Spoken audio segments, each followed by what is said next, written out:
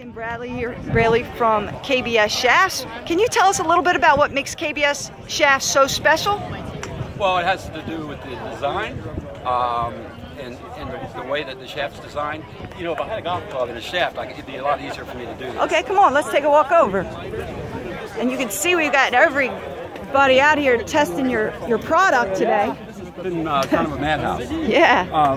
The thing about our shafts, as opposed to other manufacturers, each section of the shaft, let's say that was a 3-inch section. Okay. The next 3-inch section has the exact amount of reduction in stiffness as the next, from the butt to the tip. Okay. So what that allows, it allows for a more efficient transfer of energy. Okay. So it also, and what that allows is for the ball to go a little bit further. All right. Generally speaking, comparing apples to apples, our shaft goes anywhere from 2/3 to a half club longer.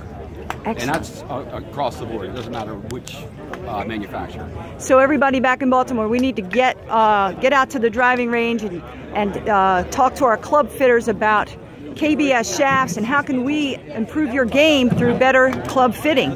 Thank you so much. We appreciate it. And our line is designed specifically.